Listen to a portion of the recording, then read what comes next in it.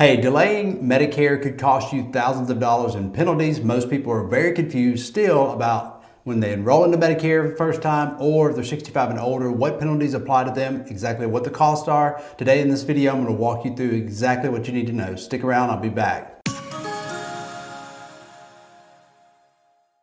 So at the end of this video, I'm going to go over probably the most complex penalty that most people get incurred that are on Medicare or going on to Medicare. If you stick around to the end, you're going to get that information. Until then, I'm going to walk you through exactly what happens in the Medicare Part B penalty. Medicare Part B penalty typically occurs when people are eligible for Medicare and they a lot of times deny their Medicare eligibility. I just had a lady last week. She owns a company, a small company that's less than 19 employees. Therefore, when that happens, she should have enrolled into Medicare Part A and Part B when she turned 65. She did not. She's 67. So she began to ask me questions exactly what's going to happen with her Medicare Part B. And one, I told her because she missed her eligibility window, the initial enrollment period time, which is 3 months prior, the month of, and 3 months after, the 7-month window that you hear me talk about a lot of times in our videos. She missed that, and then she did not use her guaranteed enrollment period each year, which is January 1st through March 31st.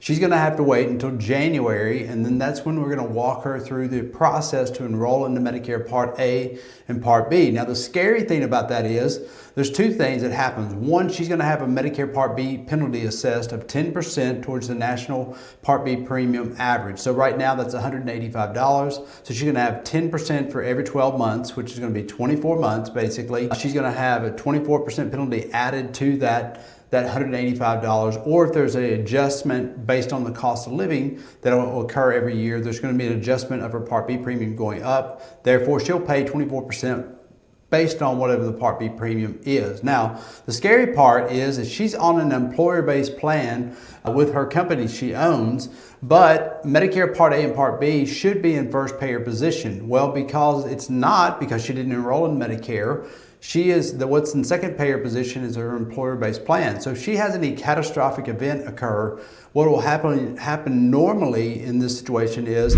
it passes through to the carrier that she has. It's going to recognize that she's 65, her employer group size is less than 19, therefore it's going to push it back to go through Medicare Part A and Part B. Well, she didn't enroll in Medicare, therefore she could be left with thousands of dollars based on the billable items and stuff that's happening. So if you are out there and you're confused about exactly when do you roll into Medicare A and B, and to ensure that if you're on an employer-based plan, you're not going to be stuck with one, a penalty because you didn't enroll, or two, like her, she didn't enroll, didn't realize she'd get a penalty, which is going to assess to a lot of money, but also what the risk she runs because she doesn't have Medicare Part A and Part B in the first payer position. Her second payer position is her employer coverage. If she does have a catastrophic event, Medicare is not there to pick up its portion. Therefore, this carrier that she's on right now will not pick up the deductibles, costs, coinsurance costs. Therefore, she's left holding the bag on that. So make sure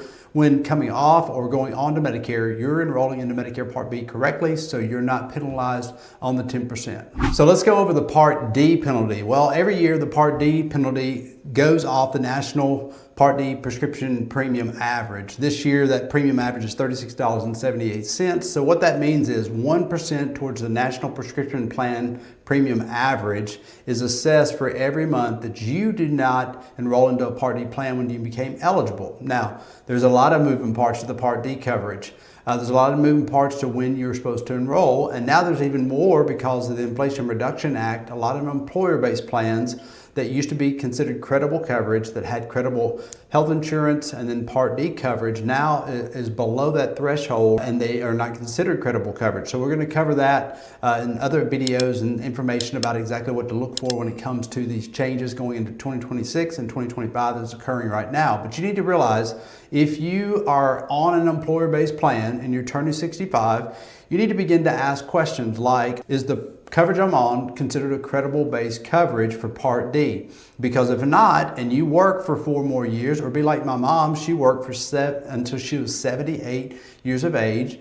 She was on an employer-based plan, so when she retired as a nurse, I helped her enroll into a Medicare supplement, a prescription drug plan. She didn't have a penalty because she had credible coverage. Now, if she had not done that, she would have had for every month for that period of time of 13 years times 12 months, times the Part D penalty per month, at that point was around 35 cents. So she would have had 35 cents times 12 months times how many years which would have been 13. So it would have been a huge penalty assessed to her. Now, she had credible coverage, therefore she's not going to have that penalty. But a lot of people are working beyond the age of 65. Some of you guys will work until you're 70, 72. You may choose to love your career like my mom and begin to continue to work until you're in your 70s. And that's great. There's nothing wrong with that. But you need to be aware of if you have credible coverage. And then the other type of person that we see a lot of times calling into the office or we're dealing with is somebody that just chose not to go on a prescription drug plan because they're healthy. And it's great that you're healthy. I like to remain healthy. I'm glad you're staying active, you're healthy, you're taking vitamins, you're exercising, you're doing all the things for longevity. But you need to realize that we don't have a crystal ball, you or myself, to realize like there can be things that happen in the future when it comes to our health. I won't get into the personal details of my own personal life, but I take a maintenance medication and I've had to take it for years. And I'm a healthy person. I stay active, I work out, I eat right, I do all the things that I'm supposed to do. Kind of a checklist of life of taking care of myself. But I'm on a maintenance medication due to probably a head injury I had in sports years ago. And guess what? I have to take a maintenance medication. Well, if I was on Medicare and I didn't have a drug plan because, hey, I'm healthy and I don't have anything going on with me, and that medication, when it first came out as a name brand drug, was several $100s a month, I had to pay out of pocket before, obviously I'm not on Medicare, but I had to pay extremes amount of money every month to get this medication filled. Well, fast forward, this is your situation. You're healthy, you don't have a calamity, you don't have a disease or anything going on, but all of a sudden something occurs, just like it did with me, that all of a sudden now you have to take a maintenance medication or a medication dealing with your heart or your brain or whatever situation may be. Again, we don't have a crystal ball, and if that occurs, you're going to have an assessed penalty, and this is a lot of times what a person will do. They'll say, well, that's not fair. Well, the government assessed the penalty. I agree it's not fair. I think it's a stupid penalty, but the government's going to assess a 1% penalty based on the national prescription premium average times however many months that you have not been on that. It's going to occur and it's going to last for a lifetime. It can be 30, 40, 50. We've seen up to $100. And if you're taking a medication that's several $100s and that's the only medication that will solve your health problems, you've put yourself into a dilemma that you can eliminate by just simply enrolling into an inexpensive or zero cost prescription drug coverage that comes through a Medicare Advantage plan or a standalone prescription drug plan. So let's talk about credible versus non-credible coverage that I was just talking about. I want to read a couple points here and make sure I just cover some information that's very important to understand.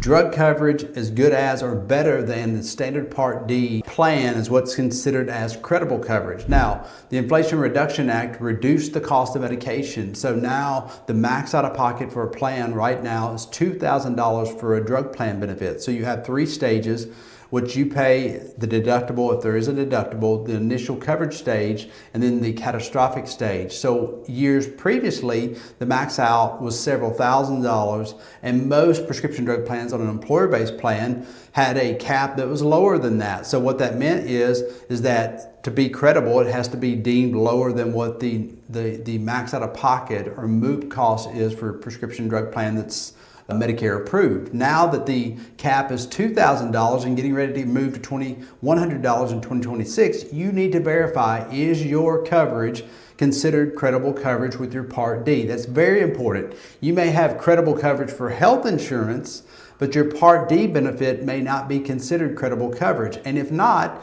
the penalty is going to assess to you, and it's very important that you check and verify exactly what is happening to your coverage when you're turning 65, or as plans and things change with Medicare right now, the law has changed, the regulation changed into this year, 2025, and then there's new changes going into 2026. So 3 years from now, if you're not just being sensitive and being aware of what's going on, you may say, hey, I was good in 2025. I don't even look at it. And then you push it aside and you kind of ignore it. And then in 2028, you come off your employer-based plan and go on to Medicare, and you have 2 or 3 years of penalties because you didn't pay attention in 2026, 2027, and 2028. You can be stuck in a situation where you're not not on credible coverage because you didn't ask the right questions. Now, my encouragement to most people is, one, have a licensed professional or agency like us call in, say, hey, I'm turning 65, here's my situation, do I need to do anything? And just a small, quick assessment can determine whether or not you need to stay on the employer coverage,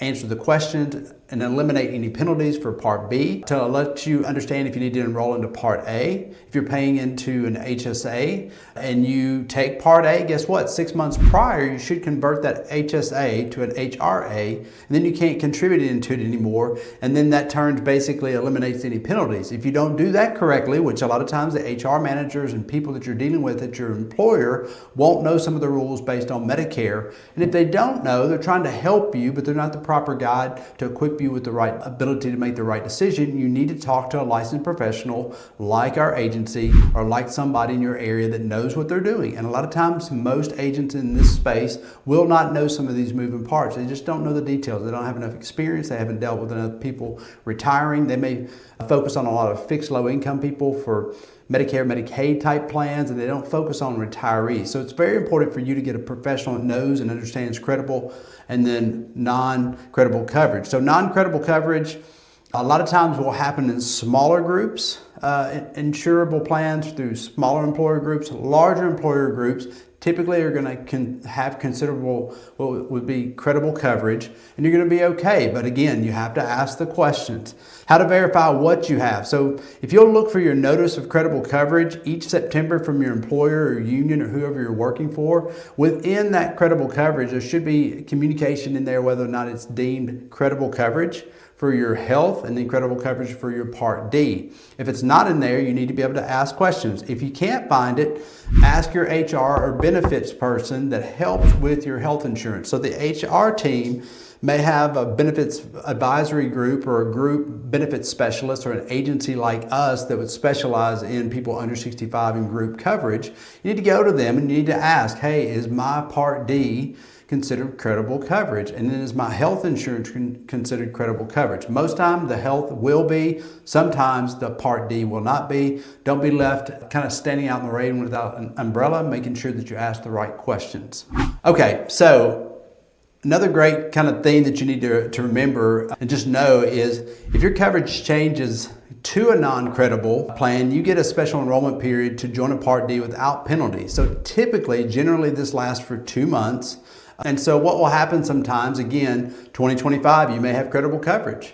You need to ask, is my credible coverage or drug benefit on my plan going to be considered credible coverage based on Medicare's rule going into 2026? And if they say, we're not sure, and then you wait around and don't ask again, and then you get to December the 31st, and then all of a sudden it dawns on you, you know what, I didn't ask. Your new plan coverage typically goes into effect at the first of the year or in your enrollment season, it just depends. But your enrollment season based on your employer coverage, whatever the end date is for that year, if they do not give you the correct information, you can still reach out to somebody like us or a licensed professional and enroll into a prescription drug plan that is credible coverage, and you have 2 months to do that. So if you're looking in October and you don't make a decision and your coverage is ending or changing at the end of the year, December 31st, from January 1st for 2 months, you still have a special election period that Medicare gives you that says, hey, your coverage went from credible to non-credible. You have this window of time, or there are some other rules, but that's probably the most important one is that you have this 2-month window when you lose credible coverage. You have 2 months window to go into a credible coverage plan based on Medicare. And typically with an employer plan in that situation, they won't have a credible coverage plan. You will have to look outside to an agency like us or someone to be able to write you onto a Medicare prescription drug plan. If you have questions about that, it's a lot of moving parts. Again, ask someone that's licensed and knows what they're talking about. We'd love to be able to walk you through and educate you on this and help guide you through the problems and questions and concerns that you may have. All right, so here's kind of the big news I wanted to share that I talked about on the front that is very important to understand. And this is so confusing for people. I don't really understand Why? Other than if you've been on an employer-based plan, you may have heard of enrollment season, and it's sometimes November to this date or October to this date, or there's a time frame there that your employer plan gives you the option to change plans. So a lot of times employees will get confused and think the annual enrollment period each year, which is October through December the 7th for Medicare beneficiaries that are on Medicare Part A and Part B, they can enroll into a Medicare Advantage plan during that time period. They can change Medicare Advantage plans. They can change Medicare Advantage plans as many times as they want. They can also change and enroll into a prescription drug plan that's Medicare approved, or change that drug plan as many times as they want. And then by the strike of midnight on December 7th, whichever plan comes in last or gets enrolled into last goes into effect January 1st. Well, sometimes people get AEP confused for the initial enrollment period. The initial enrollment period is your 3-month window before your birth date, 65th birth date, your birth date month, and then 3 months after. This is a 7-month window that Medicare gives you called the initial enrollment period. And it's going to always be based on your birth date, your 65th birth date month. So I don't care what anybody else says, it's your birth date month. And you always want to check into 3 months before. This is huge, most important. And I tell this to people all the time in educational events, webinars, presentations I do with employer groups, with Medicare 101s. I'm going this evening to do a webinar or to do a live event with several people that are turning 65 and trying to figure out Medicare. And one of the biggest things I'll say is your birth date month, back up 3 months, and that 3rd month prior to your birth date month is when you want to begin to ask these questions.